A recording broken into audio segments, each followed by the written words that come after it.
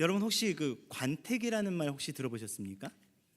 관택이라는 말이 있어요. 여러분들 혹시 권태기는 많이 들어보셨는데 관택이는 아마 처음 듣는 분들도 계실 텐데요. 그 신조어입니다. 이제 관계와 권태기를 합성해서 이제 만든 단어가 이제 관택이라고 하는데요.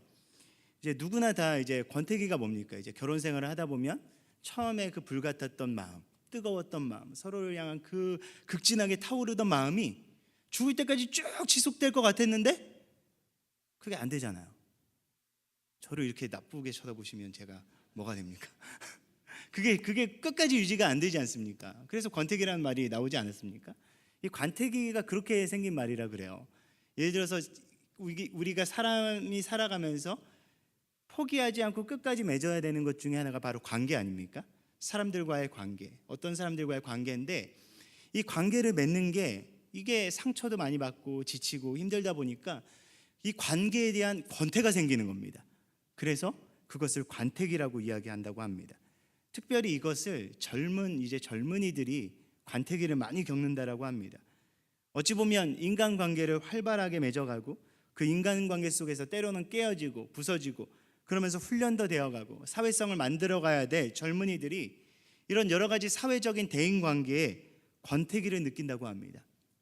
이것을 관택이라고 하는데요.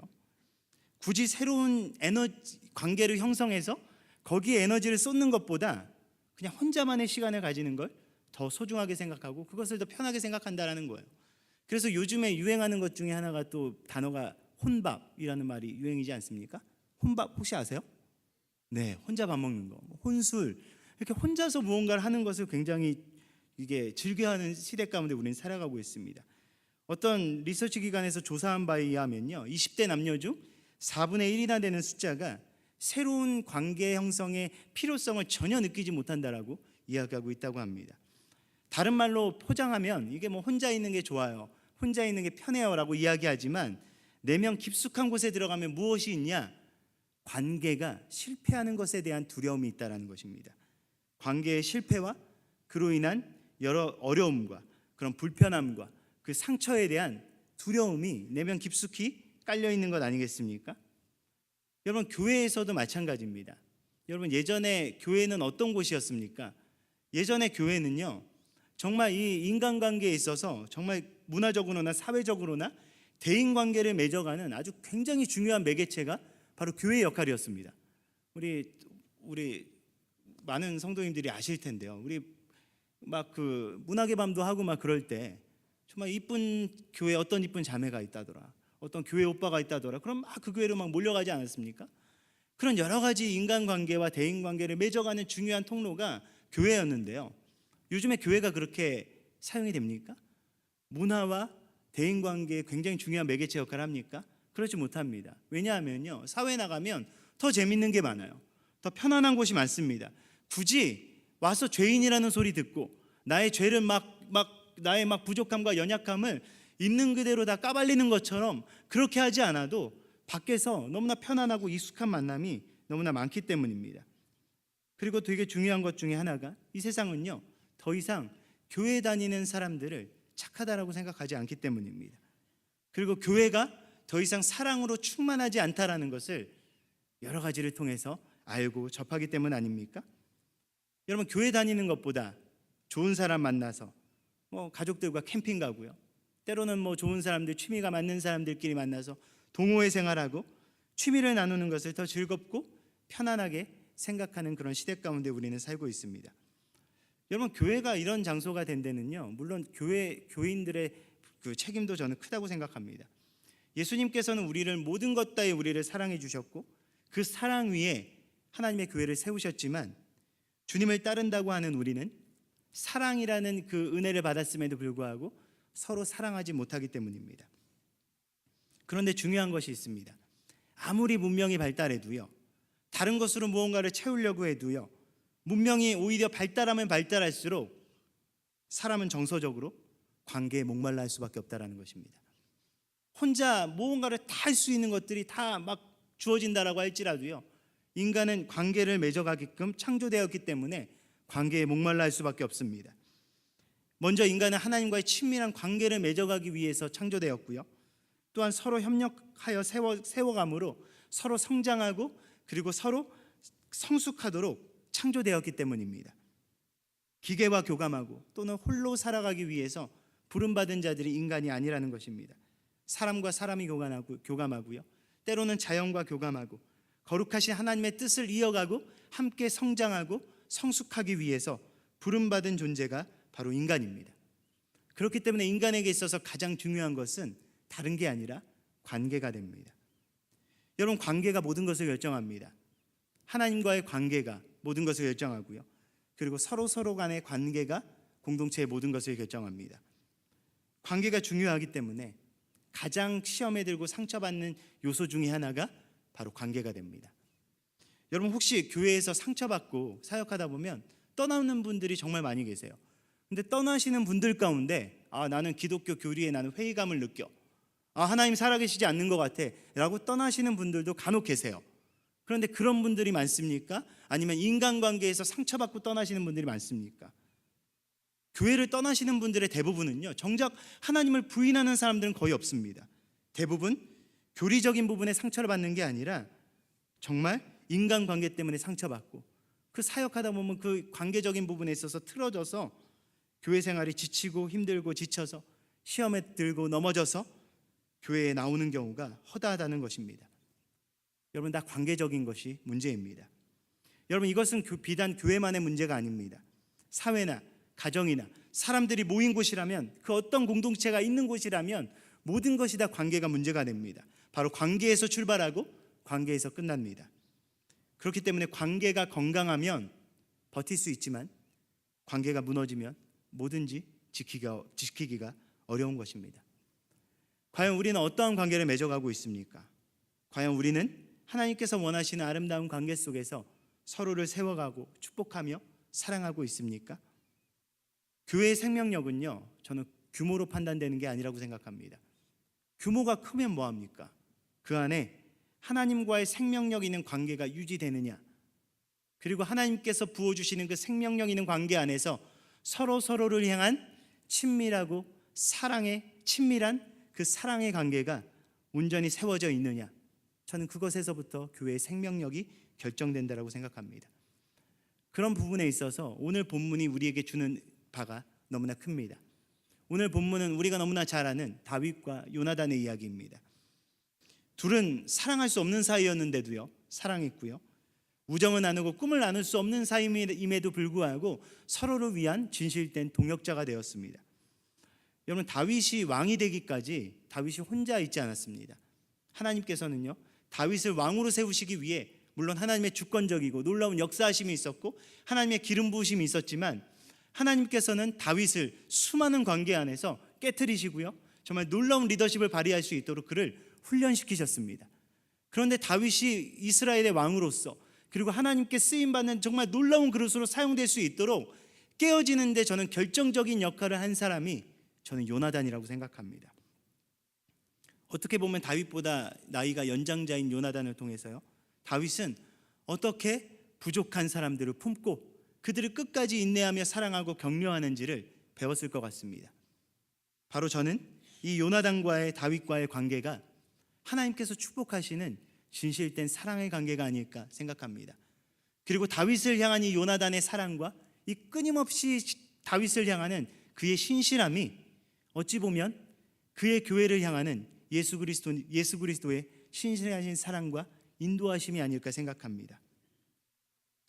오늘 함께 나눌 이 요나단의 신앙과 사랑을 통해서요, 하나님께서 기뻐하시는 바로 신앙 공동체, 그 공동체를 통해서 궁극적으로 이루시고자 하시는 사랑의 관계에 대해서 다시 한번 더 살펴보고, 우리 또한 요나단처럼 그렇게 하나님께서 주신 그 사랑을 가지고 진실되게 사랑하는 공동체로서 온전히 결단하며 헌신할 수 있는 우리 모두가 되길 예수님의 이름으로 축복합니다. 아멘. 첫 번째로는 하나님께서는 위기 속에서도 흔들림 없는 그런 관계를 축복하십니다. 우리 1절부터 3절까지 말씀 우리 다시 한번 더 우리 한 목소리로 한번 읽어볼까요? 우리 1절부터 3절까지 읽겠습니다. 함께 읽겠습니다. 시작. 사울이 그의 아들 요나단과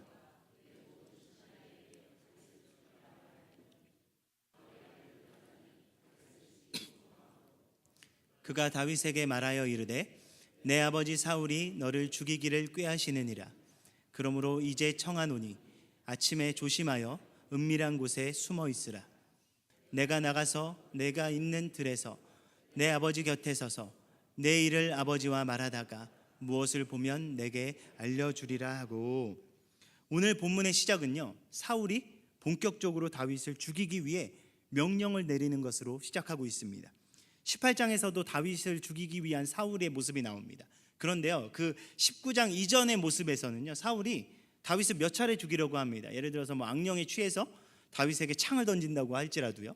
그런데 그때도 그렇고 18장에서도 그렇고요, 약간 제정신이 아닌 상태였습니다. 무언가에 눈이 멀어서 무언가 관계를 쓰고 치사한 방법을 써서 다윗을 죽이려고 했었던 것인데요, 19장의 시작은요, 사울이 다윗을 이성적으로 판단해서 자신의 그런, 어떻게 보면 그런 권위에 아주 적대적인 그런 사람으로 간주하고 다윗을 죽이기 위해서 공적으로 선포하는 내용을 담고 있는 것입니다. 사울은 다윗을 자신의 왕권의 가장 치명적인 그런 적으로 간주하고요, 다윗을 죽이기 위해서 명령을 내립니다. 1절은 사울이 요나단을 비롯한 모든 신하에게 다윗을 죽이라고 명령했다라고 기록하고 있습니다. 모두가 모여있는 자리, 정말 공적인 회의 자리에서 다윗을 죽여라 라고 왕으로서 그들에게 명령한 것입니다. 그런데 그 뒷부분은 무엇이라고 이야기합니까? 사울의 아들 요나단이 다윗을 심히 좋아함으로. 자신의 아버지인 사울이 다윗을 죽이라고 명령하는데, 그럼에도 불구하고 요나단의 마음은 여전히 다윗을 사랑했다라고 기록하고 있습니다. 이전과는 전혀 비교할 수 없는 상황이었습니다. 전에는 사울이 시기하고 질투하는 상황뿐이었습니다. 그런데 지금 어떻습니까? 아버지가 죽이라고 명령합니다. 그 아버지가 누구입니까? 자신의 아버지이기도 하지만 그 나라의 왕이기도 합니다. 사울의 모든 권력을 이용해서 다윗을 치고자 하는 것입니다. 그 명령을 거부하는 것은 신하된 자로서, 아들된 자로서 이게 과연 쉬운 일이었겠습니까? 어찌 보면 요나단의 입장에서 한번 생각해 보시기 바랍니다. 요나단의 입장에서는 다윗이 사울의 가장 정치적인 가장 큰 적이라고 간주했을 때, 그 다윗이 누구의 가장 큰 적이 되겠습니까? 사울의 왕권을 이어받을 사람들은 요나단이었습니다. 사울이 다윗을 가장 큰 주적으로 선포했다라는 것은 결국 요나단이 왕권을 이어받는데 가장 큰 적이 다윗이 될 것이었다라는 것입니다. 그럼에도 불구하고 요나단은 다윗을 사랑했다라는 것입니다. 이전에 어떻게 보면 다윗과 요나단의 관계는요, 지극히 개인적인 관계였습니다. 일하는 사이로 만났지만 요나단과 다윗은 서로를 사랑했고 서로를 축복하는 관계였습니다. 그렇지만 이제는 더 이상 개인적인 관계가 연결될 때가 아니었습니다. 요나단은 둘 중에 하나를 선택해야 됐습니다. 아버지냐, 다윗이냐, 아니면 내가 이어받을 왕권이냐, 아니면 다윗을 통해 흐르는 하나님의 계획하심이냐. 자신의 인생의 모든 결정적인 것을 좌지우지할 수 있는 너무나 중대한 기로 앞에 요나단은 서 있었던 것입니다. 진짜 은혜로운 것은 바로 여기 나옵니다. 요나단이요, 자신의 정치적인 입장, 다른 환경적인 부분이 아니라 다윗 그 자체를 사랑했다는 것입니다. 다윗을 사랑할 만하기 때문에 사랑했다라고 기록하고 있지 않고요, 그저 다윗을 심히 사랑하고 좋아했다라고 기록하고 있지 않습니까? 여러분, 세상은 어떤 사람들을 사랑합니까? 사랑할 가치가 있는 사람들을 사랑합니다. 그 가치가 떨어지면 사랑도 변하지 않습니까? 위기와 어려움 속에서도 변하지 않는 이 사랑이 얼마나 귀합니까? 우리 모두가 정말 기쁠 때나 슬플 때나 어려울 때나 그 어떤 환경 속에서도 변함없이 사랑하고 세워줄 수 있는 그런 관계가 되길 축복합니다. 여러분, 왜 성도가 이렇게 사랑해야 될까요? 여러분, 왜 성도가 이렇게 사랑해야 되겠습니까? 바로 우리가 그 조건 없이 주시는 그 사랑을 받은 자들이기 때문입니다.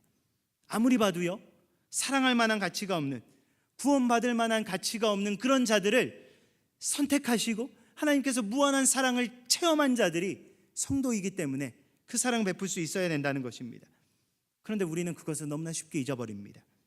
신앙생활이 늘어날수록요, 직분이 쌓일수록 나는 사랑받아 마땅하지, 이 정도면 나는 존경받아 마땅하지, 이 정도면 나 정도면 정말 괜찮은 사람 아닌가? 라고 착각합니다. 그러나 로마서 말씀이 끊임없이 증거하는 것이 무엇입니까? 우리는 구원받을 만한 그 어떠한 자격도 없다는 것입니다.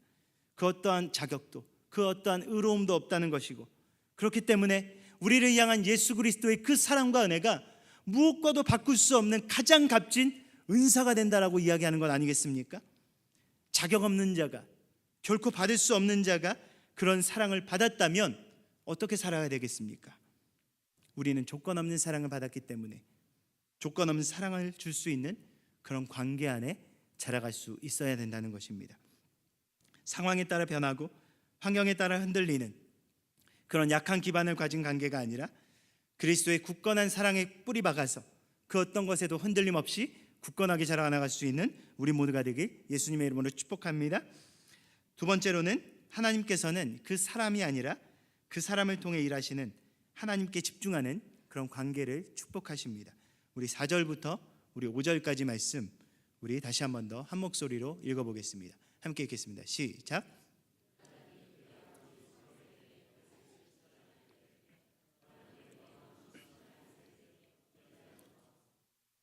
그는 왕께 득죄하지 아니하였고 그가 왕께 행한 일은 심히 선하님이니라. 그가 자기 생명을 아끼지 아니하고 블레셋 사람을 죽였고 여호와께서는 온 이스라엘을 위하여 큰 구원을 이루셨으므로 왕이 이를 보고 기뻐하셨거늘 어찌 까닭 없이 다윗을 죽여 무죄한 피를 흘려 범죄하려 하시나이까. 아멘. 사울은 자기 자신의 모든 신하들에게 다윗을 죽이라고 명령합니다. 그런데 이 명령을 받은 요나단의 태도는 바로 다윗을 향한 칭찬이었습니다. 요나단이 한 말은 짧게 좀 쉽게 표현하면 이렇습니다. 다윗을 죽이는 것은 부당합니다. 그는 아버지께 선한 일을 하였고 목숨을 아끼지 않고 나라를 위해 충성하였고 하나님께서는 다윗을 통해 큰 구원을 이루셨습니다. 죄 없는 다윗을 죽여 죄를 짓지 마시기 바랍니다. 요나단이 이렇게 이야기하는 것입니다. 여러분, 성경이 표현하니까 이것이 좀 쉬워 보이죠? 살기가 가득해서 왕의 모든 권세로서 명령하는 그런 사울 앞에서 이렇게 다윗을 칭찬하는 것은요, 아무리 아들이어도 죽을 각오로 했다라는 것입니다. 여러분, 이것은 장자로서 그가 왕권을 이어받을 그런 어떻게 보면 그 왕자로서 어떠한 불이익을 당해도 할 말이 없을 정도로 아주 큰 결단을 한 그런 선포였습니다. 여러분, 그 자리에서 요나단이 다윗을 칭찬하는데요, 여러분, 이 자리에 있었던 모든 사람들이요 다윗의 공로를 몰랐겠습니까? 이스라엘의 어린아이까지도요 다윗이 죄가 없음을 알았습니다. 이스라엘의 그 어린아이들까지도 다윗을 칭송하지 않았습니까? 모두가 다 다윗의 공로와 기여가 이스라엘에게 미친 바가 얼마나 큰지 모두가 알았습니다. 그러나 그것을 고백하고 선포할 수 있었던 사람은 오직 요나단뿐이었다는 것입니다. 사울에게는 수많은 신하가 있었습니다. 다윗에게 호감을 가진 자들이 있었고 모두가 대부분이 다윗을 인정하는 자들이었지만 오직 다윗을 위해 목숨을 걸고 그를 위해 칭찬할 수 있는 사람은 요나단 한 명밖에 없었다는 것입니다. 여러분, 우리는 어떻습니까? 위기에 빠진 우리의 지체들을 보면 우리는 어떻게 행동합니까? 요나단은 위기 속에서 다윗의 장점을 보았습니다. 무엇보다 다윗을 통해 이루시는 하나님의 일하심을 바라보았습니다. 요나단이 다윗을 향한 칭찬을 보십시오. 뭐라고 선포합니까? 여호와께서는 온 이스라엘을 위하여 구원을 이루셨다라고 선포하고 있지 않습니까? 다윗을 칭찬하는 것 같지만 그 속에는 바로 여호와 하나님, 다윗조차도 사용하셔서 놀라운 구원을 일으키시는 여호와 하나님을 향한 찬양의 고백이 들어가 있습니다. 그것은 다윗을 향한 칭찬보다 다윗을 통해 일하시는 그 하나님을 향한 찬양이었던 것입니다. 요나단이 대단했던 것은요, 다윗을 아끼고 사랑했지만 인간적으로 다윗을 아끼고 사랑하고 뿐만이 아니라 바로 다윗을 통한 하나님의 마음을 품고 바라볼 수 있었기 때문입니다. 그 어떤 인간적인 이익이나 질투의 감정 없이 그 모든 것을 배제하고 다윗을 통해 일하시는 하나님의 계획하심에 집중할 수 있었기 때문입니다. 여러분, 우리는 어떻습니까? 여러분, 관계가 좋을 때는 상관없습니다. 뭐 좋은 게 좋은 거라고, 관계가 좋을 때 칭찬 못하는 사람이 어디 있습니까? 관계가 좋을 때 그 사람 높이지 못하는 사람이 어디 있습니까? 그런데 문제가 생기면 달라집니다. 그 관계가 틀어지면 열을 잘했어도 한 가지 잘못하는 거 가지고 미워하는 경우가 얼마나 많이 있습니까? 그 사람을 향한 하나님의 신실하신 그 계획을 바라보기보다, 그것을 바라보고 기다리기보다 지금 눈앞에, 내 눈앞에 섭섭해하게 한 그 한 가지를 가지고 그 실수한 거 그가 하나가 더 크게 보일 때가 우리 안에 얼마나 많이 있습니까? 요나단이 다윗 욕할 거 하나도 없어서 이렇게 칭찬했겠습니까? 만약에 요나단이 작정하고 다윗의 단점을 찾고자 했다면 전 수도 없이 나열할 수 있었을 것 같아요. 왜요? 요나단과 다윗은 그만큼 친했기 때문입니다. 그렇지만 요나단은 다윗을 칭찬했습니다. 다윗이 행한 선한 일과 그를 통해 이루실 하나님의 놀라운 일들에 집중했습니다. 저는 그리스도 안에서 우리의 관계가 저는 그럴 수 있어야 된다고 생각합니다. 여러분, 예수님의 제자들이 그랬습니다. 온전히 변화되지 못한 예수님의 제자들의 모습이 어땠습니까? 예수님을 따라다니긴 했지만요, 그 안에서 늘 다퉜어요. 내가 높네, 내가 더 예수님 옆에 자리 내 자리야, 이 좋은 자리는 내가 예수님 더 잘 따라다녔잖아, 또 예수님 뭐 했어? 이러면서 자기들끼리 맨날 싸우고요, 자리 다툼했습니다. 그렇지만 이런 깨어졌던 그들이 성령으로 변화되자, 그리스도 사랑 위에 온전히 서자, 그들 가운데 서로를 세워주고 서로 안에 협력하고 서로를 향해 이루실 하나님의 뜻을 바라보고 그 가운데 기대하며 서로 진정한 중보자와 협력자가 되었다는 것입니다. 여러분, 우리도 부족합니다. 너무나 부족한 게 너무나 뻔히 보입니다. 그렇지만 인간적인 시야가 아니라 하나님께서 주시는 믿음과 소망과 사랑의 눈을 들어서 그 사람을 향한 하나님의 계획을 바라보고 우리 공동체를 통해 일하시는 그 하나님의 뜻을 품을 수 있어야 합니다. 10개 잘했는데 하나 잘못하면 막 비판하는 그런 관계가 아니라 10개를 잘못한다라고 할지라도 하나 잘한 것을 가지고 칭찬하고 그 사람의 미래를 바라볼 수 있는 그런 공동체가 되어야 되지 않겠습니까? 여러분, 베드로를 향한 예수님의 사랑을 보십시오. 여러분, 베드로처럼 허세 가득한 그런 제자가 또 어디 있습니까? 예수님께서 그런데 베드로를 맨날 혼내기만 하셨습니까? 예수님께서 부활하셔서 가장 먼저 베드로에게 찾아오지 않으십니까? 그 베드로에게 찾아오셔서 뭐라 그러십니까? 제가 만약에 예수님이면요, 베드로 보자마자 혼냈을 것 같아요. 네가 나 위에 죽는다면서, 너가 그렇게 나 십자가 같이 지고 올라간다면서 너 어디 있었어? 이렇게 저는 혼냈을 것 같아요. 근데 예수님께서는 그러지 않으셨잖아요. 오셔서 베드로에게 묻습니다. 내가 나를 사랑하느냐? 여러분, 이게 책망하는 말씀으로 들리십니까? 네가 나를 떠났지만, 네가 나를 버렸지만, 네가 나를 저주했지만 내가 부활해서 너를 찾아올 만큼 나는 여전히 너를 사랑하는데 너는 어떠니? 너는 여전히 날 사랑하니? 예수님께서 베드로에게 먼저 사랑 고백을 하시는 것입니다. 예수님께서는 베드로를 이렇게 세워주십니다.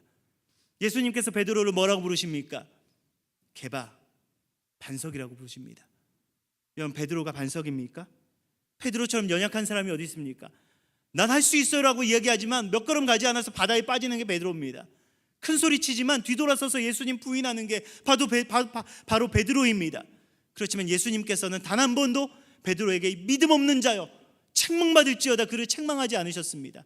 믿음이 적은 자여, 그의 적은 믿음조차도 예수님께서는 인정해 주셨습니다. 바로 끝까지 사랑하시며 우리의 작은 장점 하나까지도 그걸 들어서 사용하시는 예수님의 사랑을 여러분, 우리가 끊임없이 받고 있지 않습니까? 그런데 왜 나는 다 이해되어야 되고 남은 작은 허물조차 용납하지 않으려고 하십니까? 예수님께 거저받은 사랑 그대로 행할 수 있는 우리 모두가 되길 축복합니다. 여러분, 사람 자체가 아니라요, 그 사람을 향한 하나님의 뜻과 사랑에 집중할 수 있는 우리 모두가 되길 예수님의 이름으로 축복합니다. 마지막으로 하나님께서는 마음 다해 선한 길로 인도하는 그런 관계를 통해 일하십니다. 우리 6절부터 7절까지 말씀 우리 다시 한 번 더 한 목소리로 읽어보겠습니다. 함께 읽겠습니다. 시작.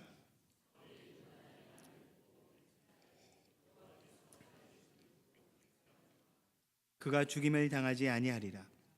요나단이 다윗을 불러 그 모든 일을 그에게 알리고 요나단이 그를 사울에게로 인도하니 그가 사울 앞에 전과 같이 있었더라. 아멘. 사울이 요나단의 그런 그 말을 듣고요, 그 명령을 취소합니다. 그 명령이 취소 가능한 것입니까? 왕이 한번 자신의 입으로 내뱉은 그 명령을 취소한다는 게 사실 쉽지 않습니다. 왕이 자존심이 있지. 자신의 주적으로 인정하고 그를 죽이라라고 이야기했는데 그 말 딱 듣자마자 그래? 그런가? 그리고 그렇게 말을 돌리기가 생각보다 쉬운 게 아닙니다. 그런데 사울이 그렇게 했다는 것은 바로 그 요나단의 그 믿음의 선포 안에 하나님께서 일하시고 역사하셨다는 것입니다. 사울이 명령을 취소하자 요나단이 다윗에게로 곧장 달려갑니다. 걱정 속에 있는 다윗을 위로하고요, 그를 다시 사울에게로 인도하였다라고 성경 기록합니다. 요나단은요 다윗을 인도합니다. 다윗의 입장에서는 철저히 요나단을 믿었기 때문에 그렇게 따라갈 수 있지 않았을까요? 만약에 다윗이 요나단을 믿지 못했으면 어떤 관계가 숨어져 있을 줄 알고 따라갑니까? 철저하게 요나단을 신뢰하였기 때문에 요나단을 따랐습니다. 요나단은요 최선을 다해 아버지와 다윗의 관계가 회복되기 위해서 자신이 할 수 있는 최선을 다해 노력했습니다. 그것이 자신의 왕좌를 보장하지 못한다라고 할지라도 요나단은 주저하지 않고 헌신과 노력을 다했습니다.